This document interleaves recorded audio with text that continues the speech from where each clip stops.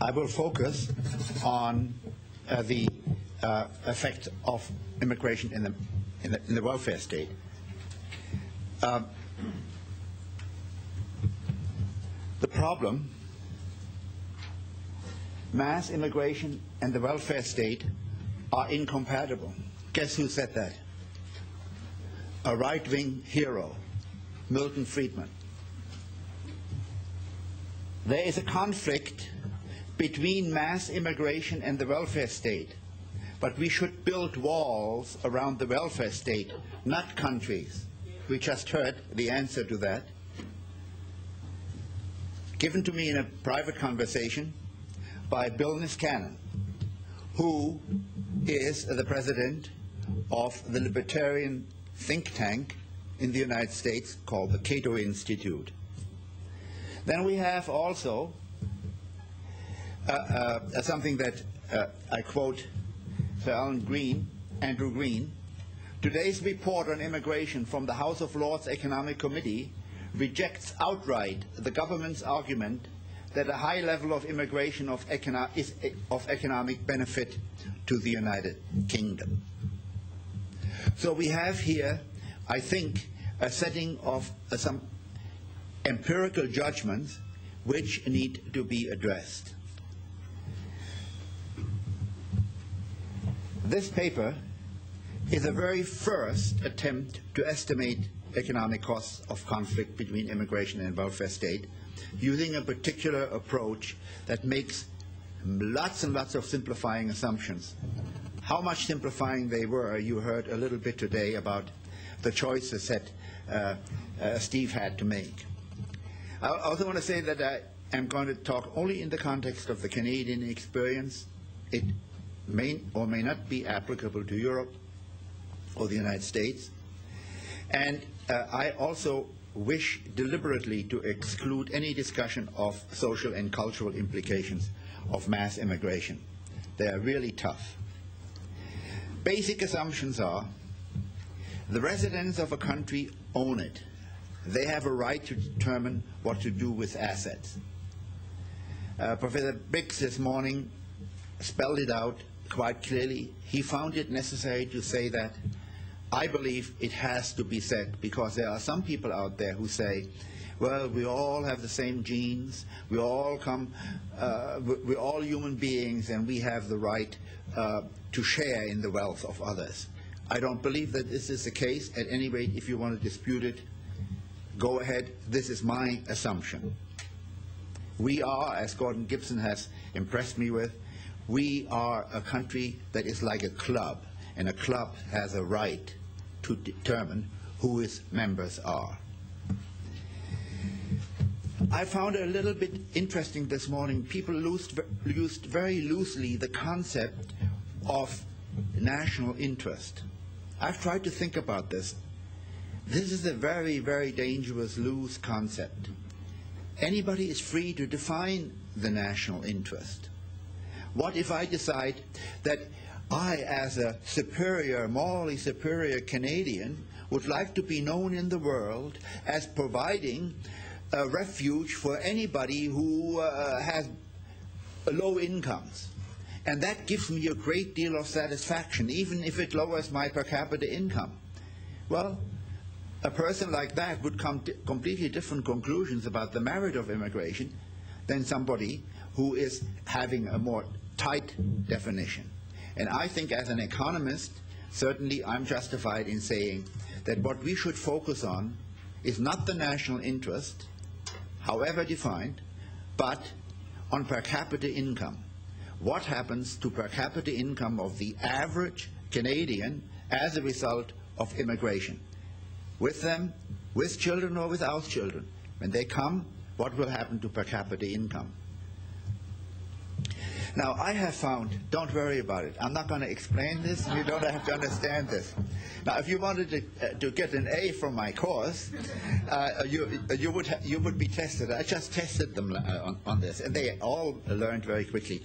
But I found a very interesting problem, that when I sent a version of this paper for external review by the Fraser Institute, I got this indignant response you don't give any credit, any references to analytical and economic work which shows that immigration is good. Well, I just drew on papers that I have published in the past this wonderful graph which shows what is intuitively very obvious.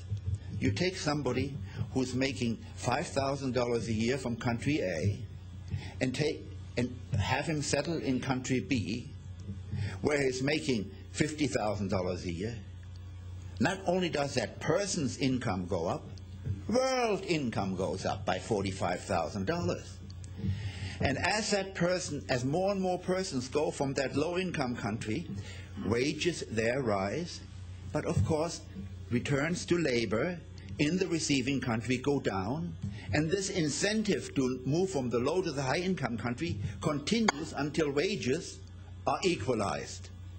And ladies and gentlemen, the case made by the libertarians, world income is maximized through free migration. Now there's a little caveat here.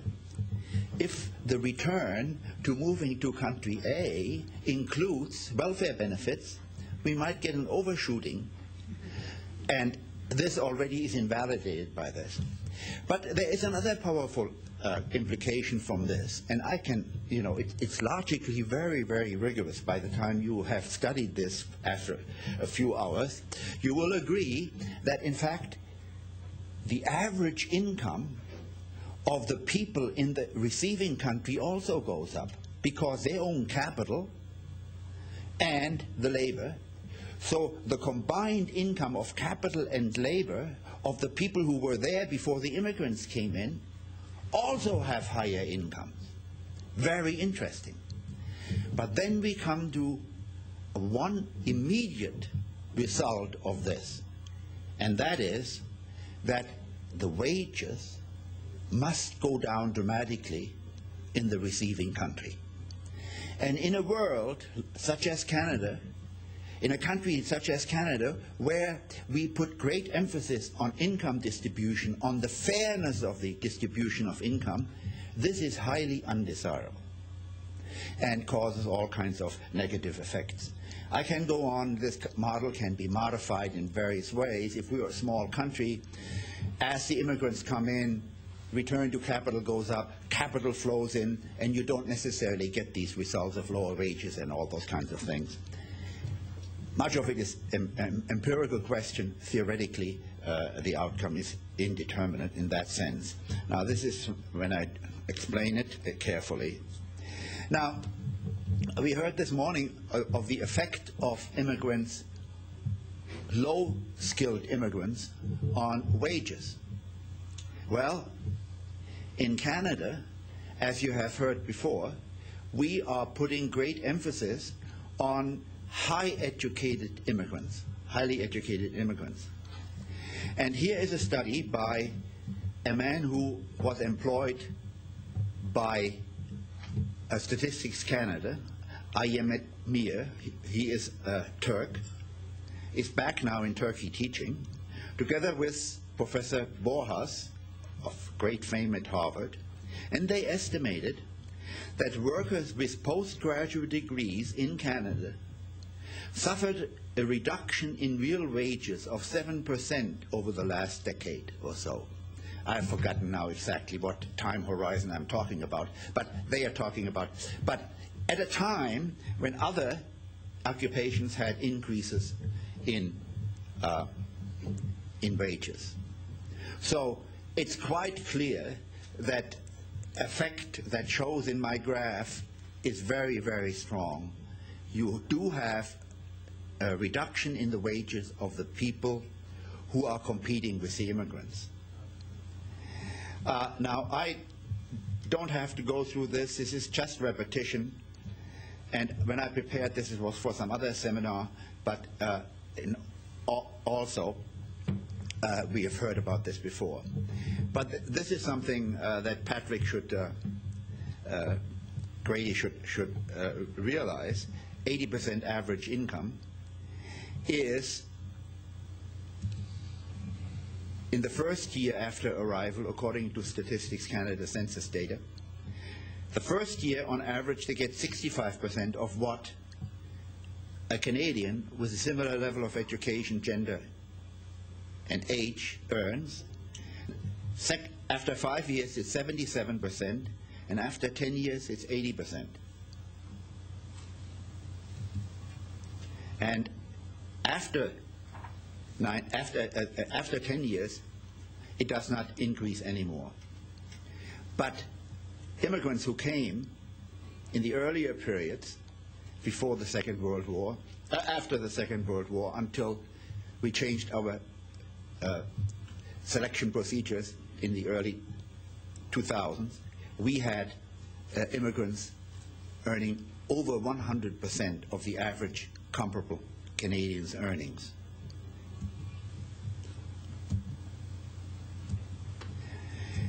Well, my focus is on the effects of the welfare state. Immigrants have below average tax payments, and they have nearly average consumption of government services and social benefits. I will elaborate on these two things, but this is an overview of what are the components of the welfare state and its effect on the fiscal balance. The characteristics of the welfare state in Canada is something that very few people realize. If I ask you, and I do this with students deliberately because I said it really, people remember this much better if they have been asked to commit themselves intellectually. What percentage of all personal income taxes is paid by the top 10% of all income tax filers in Canada? 31%. The real left-wingers will say 0. Why? Because you read all the time in the newspapers, especially if you listen to the NDP, that they have all these ways of escaping taxes. Isn't that right? They don't pay any taxes, right? They pay 50% of all the personal income taxes. What do the bottom half pay? About 4%. So the 40% in the middle are paying the other 45%. Now, I must say that the result of the top 10% is composed of two things. One is that the top 10% have an awful lot of high income, both from property and from work and whatnot. And they also have high marginal tax rates. But what the cause of it is irrelevant for this analysis. What we are concerned about is whether or not the immigrants who have come in and after 10 years on average earn 80%, how many of them are in the top 10%? Virtually none. Most of them are in the bottom 50%. Now, I grabbed out of the air, more or less, by these simple considerations that I just threw out for you, that on the personal income tax, the immigrants as a percent of Canadian taxpayers pay only 21% of what Canadians pay. And in the average in 1900 and, when was this? In 1992, I believe, there were personal income taxes of $4,500 paid by the average Canadian, or in 2000. And by my assumption, 21%, they paid only $968. Now, whenever I give this paper, I said, I'm very uncomfortable because I cannot defend this very, very strongly, that it is only 20%. Anybody who doesn't believe it is invited to do a better job. I can tell you that if you change the assumptions, make it 25 or 30% or whatever, it doesn't make a hell of a lot of difference. Much easier to defend is that if they have only an average income of 80%, so they pay only 80% of the sales taxes, of social service taxes. They don't have a lot of property, so I assume they pay only 40%. Very few of them own corporations and or shares and pay corporate income taxes. And then I'm generous again and say on other